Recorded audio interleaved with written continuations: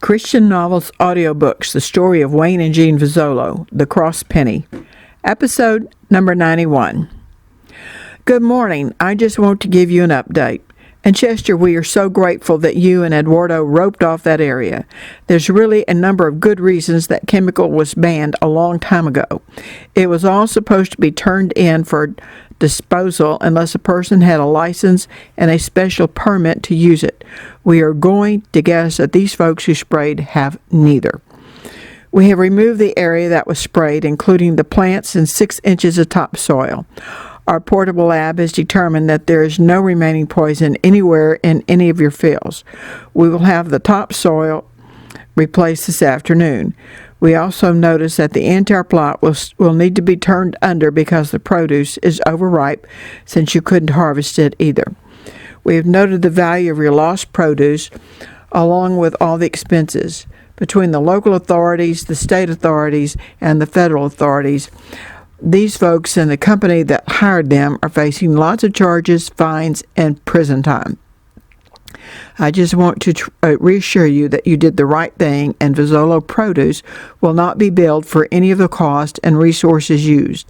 And you two attorneys, we need you to send us your full fees and expenses for your time so far and going forward with this. They will also be included when we go to court. Here's my card so you can send copies of any additional evidence you've uncovered this week. Officer Jason, your help has also been invaluable. Finally, here's all your all-clear document if anyone should question the safety of Vozzolo Produce. We will be off the property sometime this morning. I want you to check the topsoil before it is spread this afternoon to make sure it meets your high standards.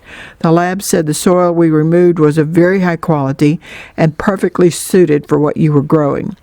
You will be reimbursed for any soil nutrients you have to add and the labor to do so. Mr. and Mrs. Vozzolo, if you have any problems, call me personally, and I'll take care of them. Ladies, gentlemen, officer, good day. The alien in his white biohazard suit turned and left. After breakfast, Chester, Carrie, Wayne, Jean, Matt, Jonathan, and Beth walked over to the supply building to start packing the dried wasabi leaves, stems, and roots. Eduardo pulled in with the bus. The kitchen crew got off and went inside to clean the messy mess hall and prep for lunch. The cattlemen climbed on the bus with the original fence crew, and Eduardo dropped them off at the fence line close to where the aliens were finishing up. This looks great, doesn't it, honey? Before she could answer, Wayne turned and kissed Jean.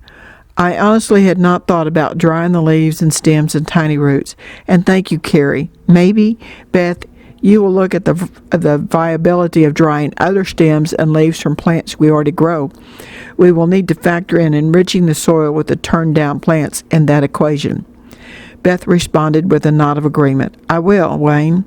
Actually, there's a real good question for us to ask Willie.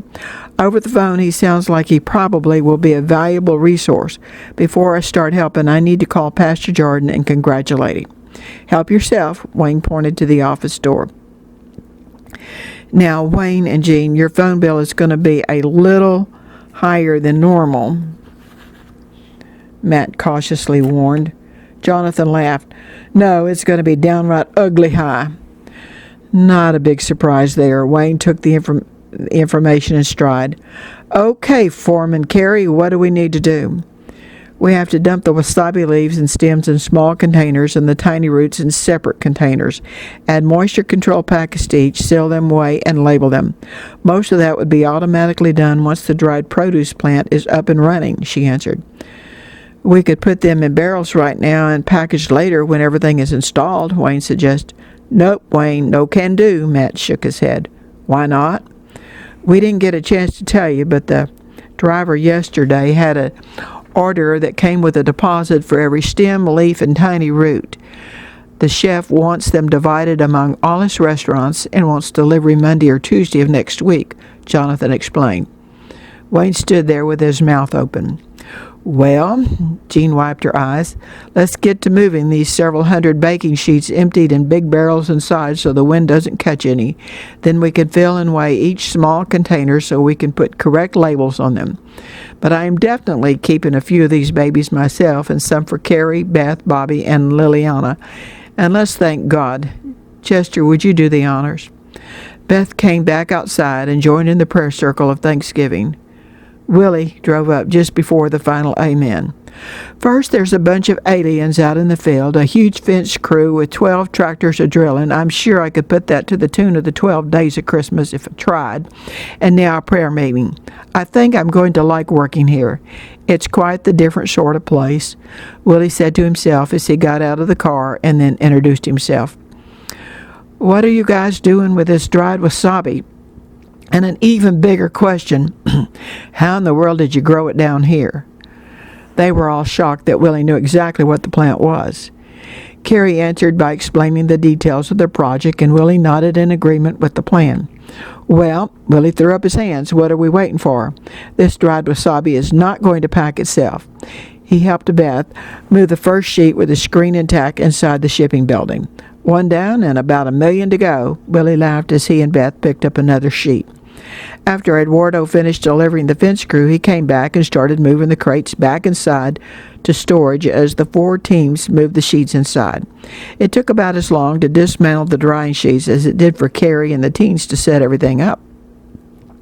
Okay, everybody, some of us will come back after lunch to pick this up and pack the containers.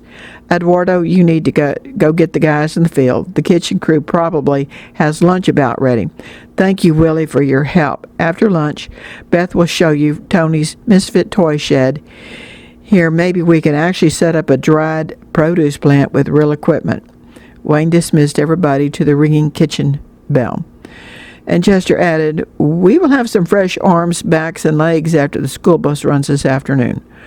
Thank God, Jean laughed.